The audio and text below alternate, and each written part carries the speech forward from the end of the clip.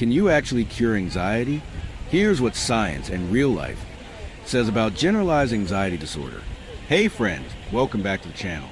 If you're new here, I'm Zaki, and this is your go-to space for real talk about mental health, psychology, and why our brains do what they do.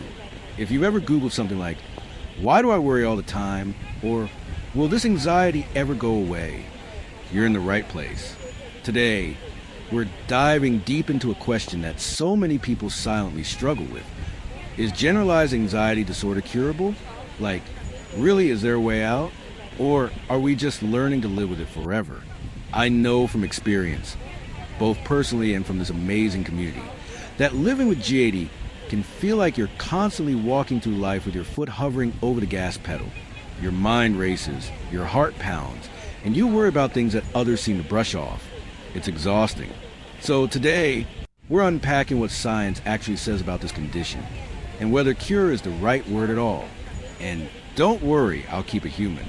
No overwhelming medical jargon, no textbook lectures, just facts, insights, and hopefully a little hope. All right, let's start with the basics. What is generalized anxiety disorder? GAD isn't just feeling nervous before a job interview or overthinking a tough conversation. It's when your brain kind of forgets how to turn off the worry switch. It's chronic, it's intense, and it lasts for 6 months or longer. People with GAD worry about everything: health, money, relationships, the future, even things that haven't happened yet and maybe never will. And the worry feels real, even if you know logically it doesn't make sense. It's not just all in your head. It affects your body too. You might get headaches, muscle tension, fatigue, even stomach issues. And sleep? Forget about it. So here's the million-dollar question. Can GAD be cured? Well, that depends on how we define cure. If you mean a one-time treatment that makes the anxiety disappear forever like antibiotics wipe out infection, the answer is probably no. But if you mean recovery, living a full, meaningful life where anxiety doesn't control you, then yes, 100%. It's not about flipping a switch. It's about creating new mental habits that actually rewire your brain over time. Think of it less like a magic pill and more like building emotional muscles that get stronger the more you use them. Now, let's talk about what actually works. And there's good news here. We're not guessing anymore. We have decades of science pointing to real, effective tools that help people with GAD feel better. At the top of the list, cognitive behavioral therapy, or CBT. This is the heavy hitter when it comes to anxiety treatment.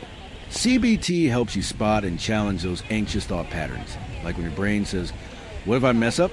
Or what if something terrible happens? And teaches you to respond with evidence and logic instead of fear. It's like reprogramming your brain's threat response system. And yes, it works. Studies show CBT can lead to long-term improvements. And for many, it reduces symptoms so much they no longer meet the criteria for GAD at all. Then there's medication. For some people, meds like SSRIs, selective serotonin reuptake inhibitors, make a huge difference. They help regulate the chemical imbalances that contribute to anxiety, especially serotonin, which plays a big role in mood and stress. Are meds for everyone? Nope. But for some, they're a game changer, especially when combined with therapy. Think of them not as a fix, but as a way to quiet the noise so you can focus on healing. It's like trying to learn to swim. Sometimes you need the floaties first. Now, let's not forget the lifestyle stuff, which honestly gets overlooked way too often. I'm talking about exercise, nutrition, sleep, and mindfulness. These aren't just wellness buzzwords.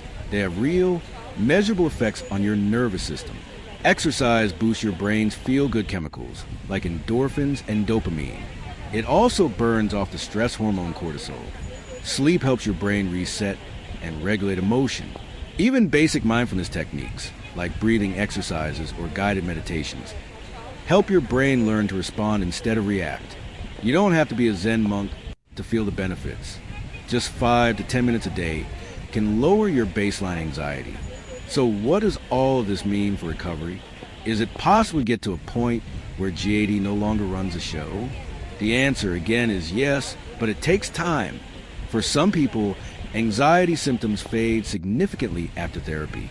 Others have ups and downs, with flare-ups during stressful periods, but now they know how to handle them. And some do experience full remission, meaning the symptoms essentially disappear for years. Everyone's path looks a little different, but recovery is absolutely possible, and it's more common than people think. The truth is, your brain is incredibly adaptable. Neuroplasticity, that's the brain's ability to rewire itself, is very real. With enough repetition and practice, your brain learns new ways to respond to stress. That means you can absolutely feel better, and not just a little better, but actually calm, confident, and in control. Will you still worry sometimes? Sure, that's human, but you won't be controlled by it anymore. Now, I want to speak directly to anyone watching this who feels stuck, maybe even hopeless. If you've been living with anxiety for a long time, it can feel like this is just your personality now, but it's not. It's a pattern, one that can be changed. You're not broken. You're not too sensitive. You're just a person with a brain that's been stuck in survival mode for a little too long. And with the right tools and support, you can heal. Maybe not overnight, but step by step, thought by thought, you can get there. So if this video helped you feel even a little bit more informed, or just a little more hopeful, go ahead and tap that like button. And if you're into this kind of honest, grounded mental health content, subscribe to the channel right now. At Zakaprat. We've got new videos every week on anxiety, mental health, emotional tools, and how to take back control of your life. Until next time, be kind to your mind. Get some fresh air, drink a glass of water, stretch a little, and remind yourself, anxiety might be part of your story, but it doesn't get to write the ending. Peace.